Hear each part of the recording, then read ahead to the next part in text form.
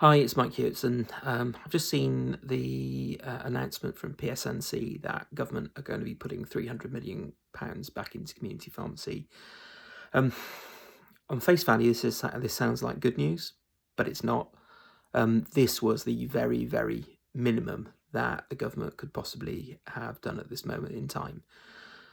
What we've got here is essentially a cash flow injection. It's not additional funding. So what they're saying is that the total funding for the year still remains at 2.592 billion.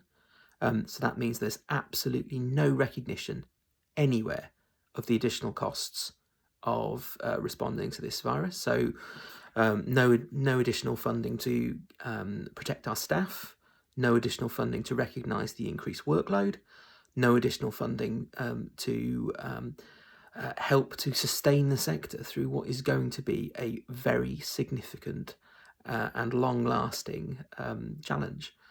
I'm really disappointed. I'm really angry again. I spend most of my days angry at the moment. I'm not really an angry person, but this is an absolute slap in the face for contractors. I cannot understand what is going through NHS England's mind.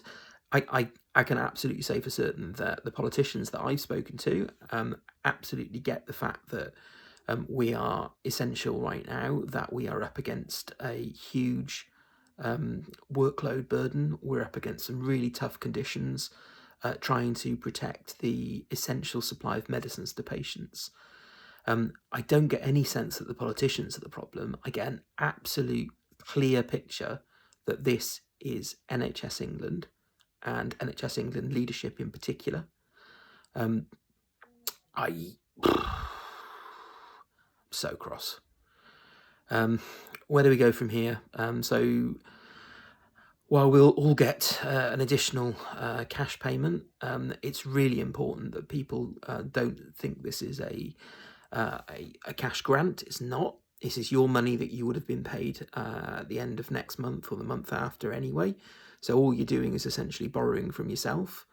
So it's an advance on what you would have got otherwise. Really important that you don't go ahead and spend that on things like additional staffing, because there is no additional funding to cope with that. So despite the fact that we've had completely unprecedented workload, nowhere is that recognised. So if you do go ahead and spend it, when you come to pay your wholesale bills, which at some point they're going to have to reconcile these payments, at some point this money will have to come back from us, then chances are that you could end up with a really nasty surprise down the line.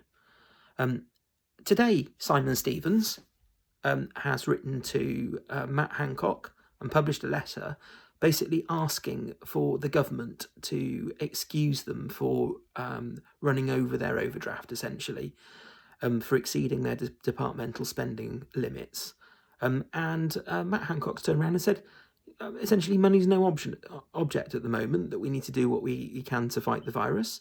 I'm really surprised here, because Simon Stevens pretty much said the exact same thing in his letter on 17th of March. He said the same thing to the Health Select Committee on the 17th of March. And yet, community pharmacy is being treated in a different way to the rest of the NHS, to the rest of primary care. I am absolutely appalled here. This is prejudicial in the extreme, and I am blaming NHS England entirely for that, and particularly the leadership at NHS England. I can almost hear the conversations in my head going on. You know, community pharmacies agreed to 2.592 billion, and it's 2.592 billion, not a penny more.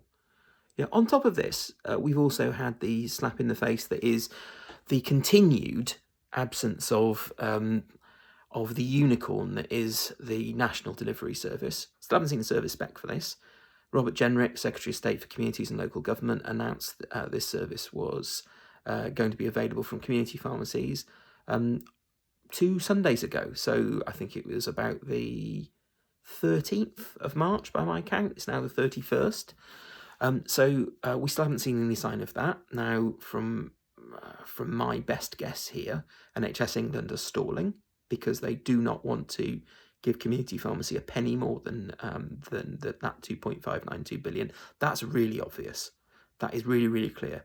They think they can use volunteers. Well, I've got news for you there. Volunteers may sound like an attractive option, but guess what? The pharmacy still carries both the criminal and civil liability if anything goes wrong. While the professional regulator may be saying that no action will be taken, the GPHC can't speak for the courts.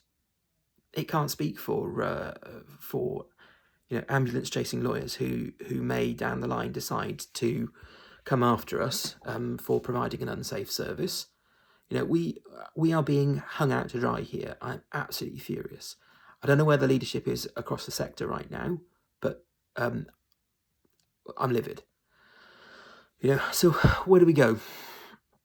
Where do we go? Do we take direct action, put patients at risk? I think they're banking on the fact that we're reasonable people, but there are things like MDS, which, to be honest, if that collapses social care right now, then so be it. We've got to worry about making ends meet and being able to pay our staff at the end of the day. And borrowing money from ourselves is not the answer here. I'm really disgusted. The Prime Minister himself has talked about what a fantastic job that community pharmacies are doing. They are doing a brilliant job. Thank you all for everything you're doing. I'm really sorry that our leadership are not listening. When all this is over, NHS England pharmacy team, do not speak for me. We need a radical shake-up. We need to take community pharmacy out of their hands because they don't care about it. They don't want it. So where we go from here is anyone's guess, but I'm furious. I'm absolutely furious.